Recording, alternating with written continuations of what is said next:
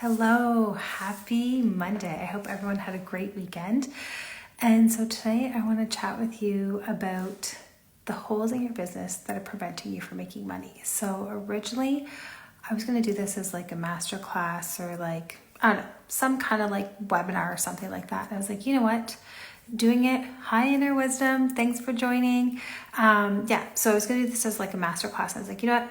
I feel like I want to do this on the live. So here I am sharing with you the holes that are preventing you from making money in your business. And I'm sharing this because I believe it's like the law of attraction, right? Like once you notice one thing, then it's like, I just feel like I keep noticing it everywhere. It's like, I notice this, then I notice that, and then I notice this. And by no means am I here to like shame anyone, put anyone down. We're all out here doing the best we can with what we can. But these are just things that I've noticed that I wanted to bring to attention because maybe this is something that you're doing in your business that you don't even realize. And so over the past few weeks, like I mentioned, these are things that I've been noticing. So I really want to help you bring this to your attention to enhance your client experience of what it's like to work with you in your business. So please note that I have changed some of the details as I don't really want to publicly out somebody. That again isn't my goal or intention to like cause shame or embarrassment or whatever. Like I said, we're all out here just trying to do the best we can. So this isn't my intention at all. My intention is to support you in some of the gaps and maybe some of the missing things that are happening in your business. So there's 5 that I've noticed over the past couple of weeks. So I'm going to start with the first one. And the first one is we're selling. You're putting your offer out there. You're sharing on social media. You're sharing with the world, you know, what your offer is. And we put a lot of work into that. And selling doesn't come naturally to a lot of people, right? Like you start a business because you have a passion. You start a business because you're like, oh, I really want to like help people or whatever it is that you're wanting to do. And some people have the gift and the knack of selling. Other people have to work harder on it. So you're putting yourself out there, you're selling your offer. And one of the things that I've been noticing is people have been selling their offer, and you really want to make sure that you're making it easy for people. So when you say to someone, hey, I have this offer, go to my link in bio.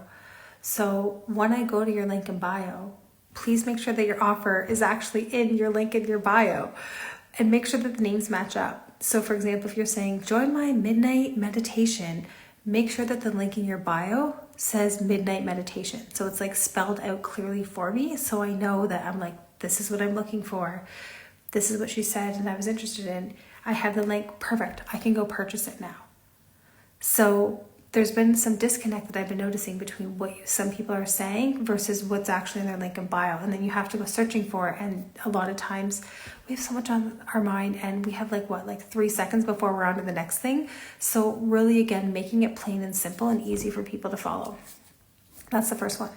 The second one I noticed is opt-ins. So funny enough, I'm working on my own opt-in for my own website. However, if you're posting on a freebie, like an opt-in, a lead magnet, whatever you like to call it, on your website, make sure it's understandable for people.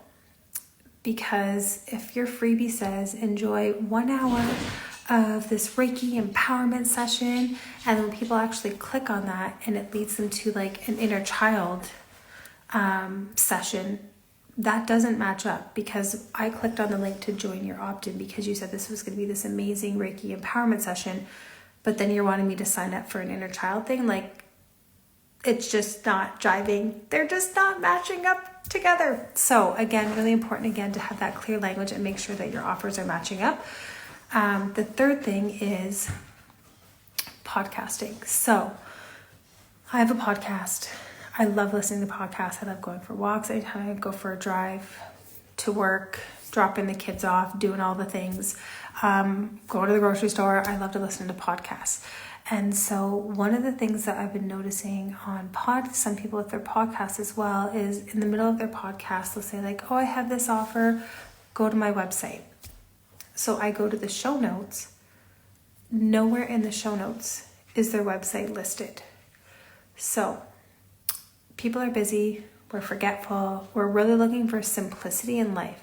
So most people probably are not actually going to go on your website to try to find the link for what you're talking about in your podcast.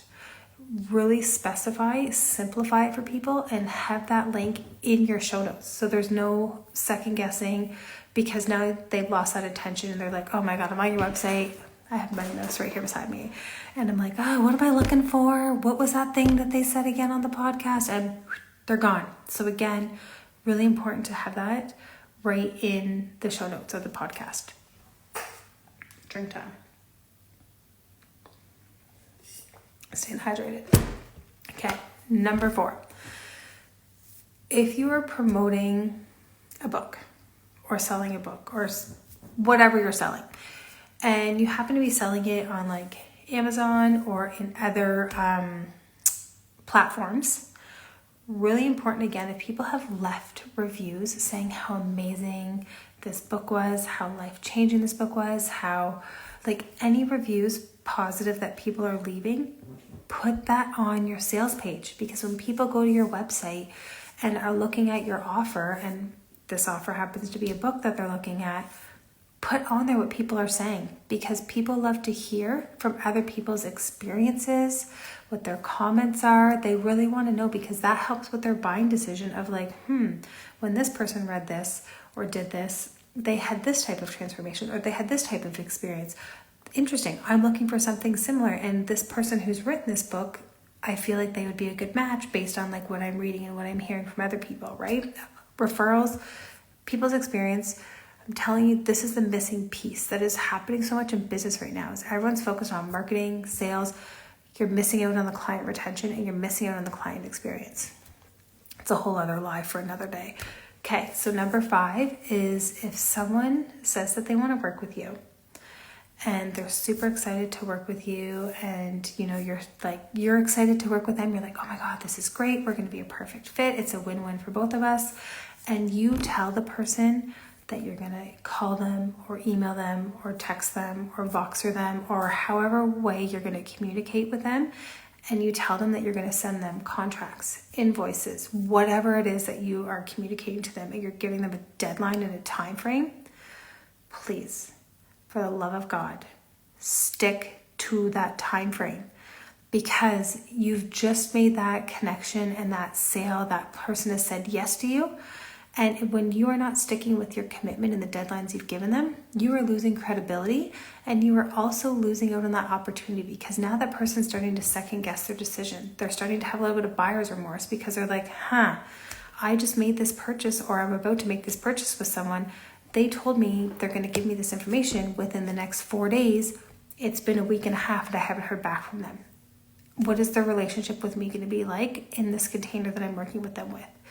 And they start to judge you and their experience with you based on how you're fulfilling your commitments to them and how you're communicating and putting that expectation out to them. So again, experience is so important, and following through with your word and your commitment to people. So I feel like there's so much more I could say, but I have to help finish with pumpkin carving right now. So I want to give you the takeaways. Okay. So how can you enhance your client experience? Really important. Take a shot, screenshot, bird's eye view is what I'm trying to say right now, of how can you be enhancing that client experience? How can you keep things simple for people, for them to work with you? Again, really spelling out, here's my offer, here's the link. Make sure the link works. Make sure it's the offer that you said it's going to be. Like, super simple for people. Make sure the names match up of what you're talking about and what people are purchasing. And sharing reviews that you have from other people, making sure those are on your sales page, no matter what your offer is. I know I gave a book example, but it could be any offer. And the final thing is, make sure you're following through on your word. Client experience and the experience they have with your business makes the world a difference, and that's how you continue to grow, and that's how your business continues to grow, is by fulfilling those commitments and having exceptional client service and experience. Okay, I'd love to hear from you. If this resonates with you, please let me know, and I'd love to hear more. And if maybe there were some aha moments for you, or maybe you had like, oh my God, I didn't realize I was doing this too, after you've kind of taken a look at your own business. Happy to help, happy to answer any questions. Okay, bye for now.